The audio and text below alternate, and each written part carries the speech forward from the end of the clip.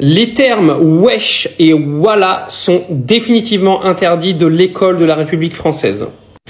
Je suis un vrai DZ maintenant. Kevin, tu vas arrêter ça maintenant, t'es français, tu manges du porc. Je m'appelle Mahmoud, je mange de la chourba maintenant. Kevin, je t'ai déjà dit, t'es français, tu manges du jambon et t'arrêtes ça. J'ai acheté une djellaba et des babouches. Kevin, c'est quoi encore ça? Des babouches? T'es tombé sur la tête? Wesh les gars, c'est Mahmoud. 1, 2, 3, viva l'Algérie. Bonsoir Linda. Wesh Mohamed, wesh. Dis donc, vous parlez Comment wesh. ça va Wesh, il y a des mots comme ça que la langue française s'approprie, puis qui connaissent un tel succès qu'ils vont migrer vers d'autres langues. Bonjour. C'est ce qui est... Wesh, wallah. On entend ça partout, non? Chez les jeunes en France. Ah oui, c'est frappant. Et pas seulement chez ceux qui ont des origines maghrébines d'ailleurs. Exactement. Alors, simple mode ou c'est plus que ça? C'est un peu ça qu'on explore aujourd'hui. C'est ça. On va se pencher sur comment ces mots, qui viennent souvent de l'arabe algérien, s'intègrent dans le français qu'on parle. Et aussi sur les réactions, parfois un peu crispées, que ça provoque. Tout à fait. Et pour ça, on s'appuie sur pas mal de recherches, en linguistique, en sociologie, qui ont étudié le phénomène. Ok. L'idée, c'est de comprendre un peu l'histoire de ces mots. Wesh, wallah. Voir le rôle de l'histoire, la colonisation, l'immigration. Et pourquoi, au fond, ça devient pour certains un vrai débat sur l'identité. Bon, alors, allons-y. Le constat de départ, c'est ça. Ces mots sont partout. Oui, wesh. Donc, qui vient de wash ken, en gros, quoi de neuf, et voilà, par Dieu. C'est ça. Ils sont sortis de certains cercles, ils sont dans le langage courant de beaucoup de jeunes. C'est presque générationnel, quoi. Mais alors, l'influence de l'arabe sur le français, c'est pas complètement nouveau aussi. Ah non, non. Les linguistes rappellent qu'il y a eu des emprunts bien avant, dès le Moyen-Âge même. Ah oui, pourquoi par exemple? Pour les sciences, l'algèbre, l'alchimie, tout ça. Ou le commerce aussi. Des mots comme sucre, coton. D'accord. Mais alors, qu'est-ce qui fait que cette vague-là, celle de wesh, wallah, elle fait autant parler, qu'elle est si différente? C'est le contexte. L'histoire récente. La colonisation, évidemment, surtout en Algérie. Ça a créé une proximité forcée, on peut dire. Oui, et des échanges linguistiques très forts. D'ailleurs, ça allait dans les deux sens. Le français a influencé l'arabe là-bas, et inversement. Une sorte d'hybridation. Ok. Et après, les indépendances? C'est là que l'immigration, surtout algérienne, vers la France, joue un rôle clé. Les générations nées ici, en France... Elles font le lien. Exactement. Elles sont ce pont linguistique et culturel. Et ce qui est intéressant, c'est comment ça s'est diffusé au-delà. Comment ça? Par la musique, le rap surtout, mais aussi les réseaux sociaux, le cinéma. Ces mots sont sortis des quartiers, quoi. Ils sont devenus partie intégrante du langage urbain français. C'est ça. Certaines analyses parlent même de contagion culturelle inversée. Une influence qui remonte en quelque sorte. Du sud vers le nord. De l'ancien colonisé vers... Voilà. Et certains chercheurs y voient un signe de la vitalité de l'arabe, de sa capacité à s'adapter, à voyager. Et dans cette diffusion, les banlieues, elles jouent quel rôle? On lit parfois qu'elles sont comme des laboratoires linguistiques. Absolument, c'est un terme qui revient souvent dans les études. Ce sont des milieux où ça bouillonne linguistiquement parlant. Un mélange de langues. Oui, un brassage. Français standard bien sûr, mais aussi du verlan, des mots d'origine arabe, berbère, parfois d'Afrique subsaharienne.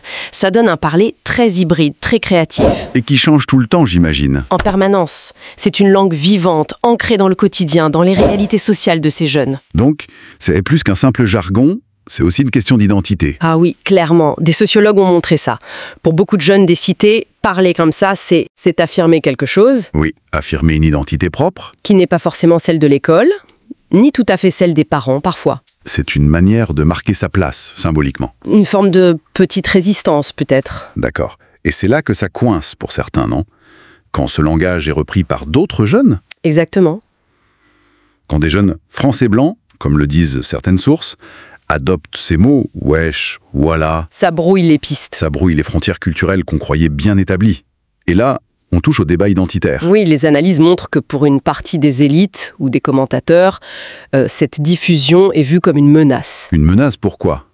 Pour l'unité de la langue française? Oui, pour l'unité linguistique, et derrière, pour une certaine idée de l'identité française officielle républicaine.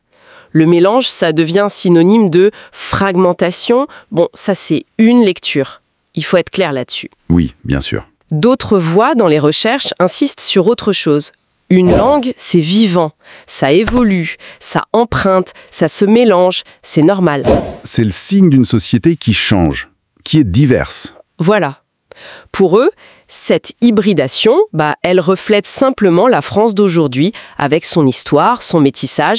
Notre but ici, c'est vraiment de présenter ces points de vue différents, sans prendre parti. Tout à fait. Alors si on résume rapidement, on a vu comment ces mots d'origine maghrébine se sont intégrés. Oui, un lien fort avec l'histoire coloniale, puis l'immigration. On a vu le rôle des parlers des banlieues, très créatif. De vrais laboratoires, oui. Cette évolution du langage révèle sur les dynamiques sociales profondes en France aujourd'hui, sur la manière dont l'identité culturelle française se redéfinit, se négocie, face à sa propre diversité en fait. Effectivement, une question qui dépasse largement le seul cadre linguistique. Aujourd'hui, on va parler d'un sujet assez central en France, la langue.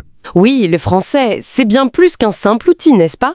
C'est un vrai marqueur d'identité. Exactement. Un pilier républicain, on dit souvent, mais aussi, et c'est ce qu'on va voir, un lieu de tension symbolique. Tout à fait. On va explorer ça à travers des analyses qui montrent la langue comme un enjeu identitaire postcolonial fort. Et on va essayer de comprendre pourquoi des mots comme wesh ou voilà, qui viennent d'ailleurs, provoquent autant de réactions. C'est ça, comprendre le lien entre la langue, l'histoire, le pouvoir et cet héritage colonial qui est toujours un peu présent. Bon, alors, pour commencer, rappelons peut-être comment le français est devenu ce symbole d'unité, historiquement. Ça a été gravé dans le marbre, si on peut dire. L'article 2 de la Constitution. À le modifier en 92, oui.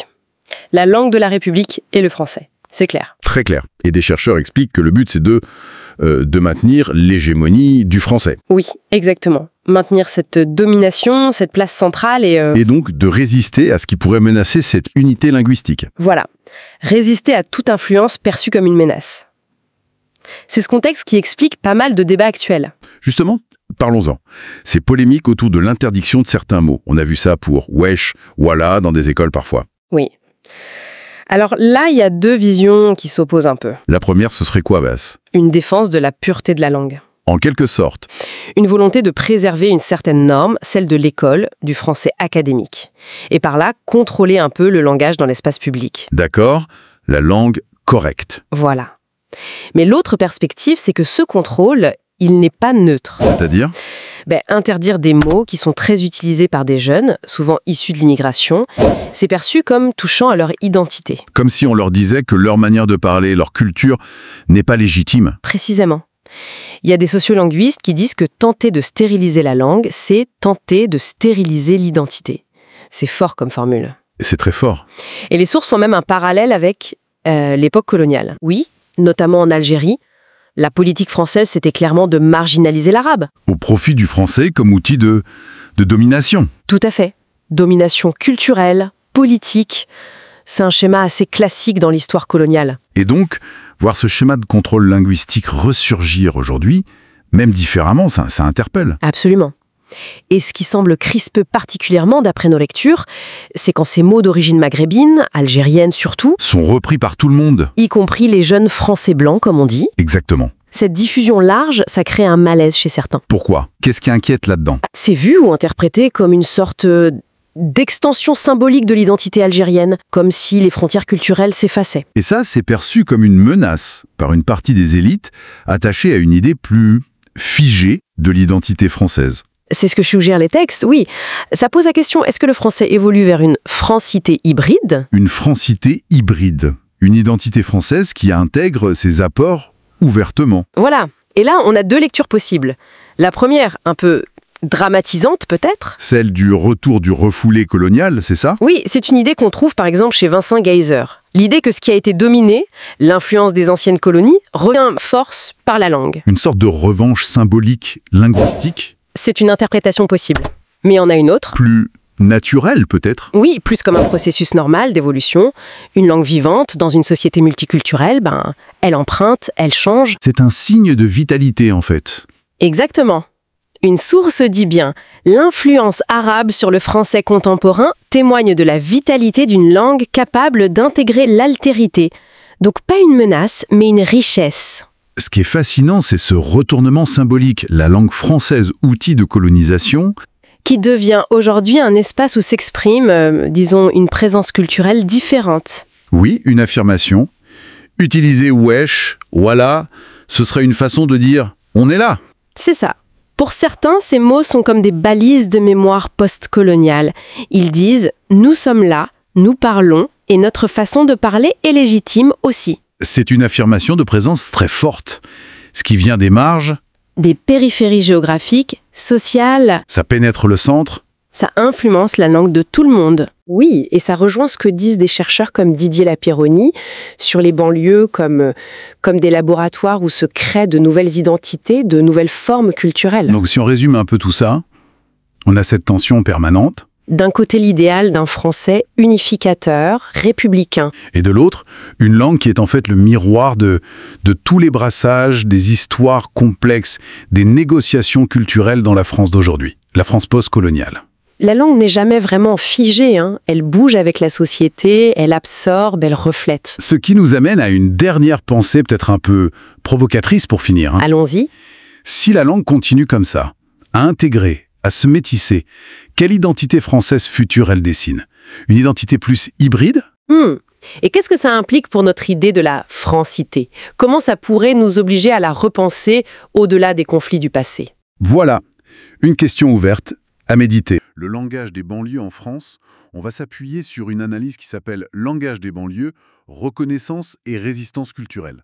Oui, l'idée c'est de décrypter un peu comment se parler, qui vient souvent du Maghreb, comment il se diffuse. Exactement, comment il se répand, comment la France réagit, et puis qu'est-ce que ça signifie quand on essaye de l'encadrer, de le contrôler. Et pour démarrer, un point qui saute aux yeux, c'est le rôle des médias. Le rap français, là-dessus, a été un porte-voix incroyable, non? Ah oui, carrément. Dès les débuts, en fait. Des artistes comme Aya Nakamura, Aurel San, Jules, bon, ils utilisent ces mots, mais c'est plus que ça. Ils les normalisent. Voilà, ils les normalisent, ils les font circuler partout, bien au-delà des cités. L'analyse le dit bien d'ailleurs, hein. Le rap a intégré ces mots dans la langue des jeunes, mais à l'échelle nationale. C'est une force de diffusion assez massive. Impressionnante, ouais. Et ce phénomène, il est, amplifié et démultiplié même par les réseaux sociaux. Ah oui, TikTok et compagnie. Exactement. TikTok est décrit dans les sources comme une sorte de couveuse linguistique, un endroit où les expressions, les références, ça circule à une vitesse folle. Une couveuse linguistique, j'aime bien l'image. Et ce qui est intéressant, c'est ce que l'analyse appelle une sorte d'hégémonie culturelle populaire, mais inversée. Inversée, c'est-à-dire? La culture qui était à la marge devient dominante en quelque sorte, par sa popularité chez les jeunes. Ça court-circuite un peu les canaux culturels habituels, quoi. D'accord, je vois. Donc une diffusion massive via la musique, les réseaux. Voilà. J'imagine que ça doit grincer un peu des dents au niveau institutionnel, non? Comment la France officielle, elle voit ça, d'après les documents qu'on a? C'est là qu'on sent une vraie tension. C'est assez clair dans l'analyse, hein. Mhm. D'un côté, on a la célébration de la langue française, Molière, l'héritage, une certaine idée d'une langue pure, presque. Le patrimoine linguistique, oui. Et de l'autre, des mots comme « voilà », par exemple. Ils sont marqués culturellement, parfois même perçus comme liés à une identité religieuse, ce qui, dans un espace laïque, Ouais, ça coince. ça peut susciter de la méfiance ou même du rejet. C'est cette ambivalence qui est assez révélatrice. Révélatrice de quoi, au fond? Peut-être que l'idéal républicain d'intégration penche parfois vers une assimilation, qui demanderait de gommer les spécificités culturelles. Ah, l'effacement des différences. Voilà. Et interdire un mot comme « voilà » à l'école, par exemple, c'est interprété dans l'analyse comme un message assez clair. Cette partie de l'identité, elle n'est pas la bienvenue ici, dans l'espace républicain. C'est fort comme interprétation. Une des sources le formule comme ça. La France célèbre son passé linguistique glorieux, mais peine à accepter la transformation actuelle de sa langue. En gros, la question des mots, elle cache une question bien plus profonde sur ce qu'est l'identité nationale aujourd'hui. Du coup, ça pose la question de l'efficacité, hein. Interdire ces mots, wesh, voilà. Est-ce que ça marche vraiment? L'analyse a l'air plutôt sceptique là-dessus. Oui, tout à fait. Elle avance même cette idée un peu paradoxale. Laquelle? Que plus un mot est interdit, plus il devient un symbole de résistance, un marqueur d'identité. Ah oui, l'effet inverse en quelque sorte. Exactement, et les linguistes cités sont clairs. On ne peut pas figer une langue vivante par décret, c'est pas possible. La langue évolue, quoi qu'on fasse. C'est ça. Et ces interdictions, au fond, elles visent peut-être moins les mots eux-mêmes que ce que l'analyse appelle le droit d'exister culturellement autrement. Le droit d'avoir une culture différente et de le montrer. Précisément, essayer de faire une sorte de stérilisation linguistique, comme dit le texte, c'est nier une réalité sociale et puis c'est nier la dynamique naturelle de la langue. Et c'est peut-être aussi rater une occasion. Oui, une occasion de comprendre, de valoriser cette diversité comme une richesse, comme une part vivante de la société française actuelle. Donc, si on essaye de synthétiser un peu tout ça, se parler des banlieues, c'est pas juste une liste de mots nouveaux ou différents. Non, c'est bien plus que ça. C'est vraiment un miroir des dynamiques sociales, du poids des médias, des jeunes générations. Et des tensions, des crispations profondes de la société française face à sa propre diversité, à son évolution. C'est exactement ça. Et pour finir, peut-être une petite question à laisser en suspens, une réflexion qui découle de tout ça. Allons-y. Au-delà de l'interdiction ou même de la simple récupération populaire ou marketing, comment une société peut-elle vraiment apprendre à écouter ce que ces mots lui racontent? Même ceux qui dérangent. Même ceux qui dérangent ou qui semblent étrangers. Qu'est-ce qu'il dit sur les fractures de cette société, sur ses changements, sur toutes les identités qui la composent? Question intéressante. La langue, finalement, dans toute sa complexité, est-ce que c'est pas le miroir le plus révélateur des défis d'une nation?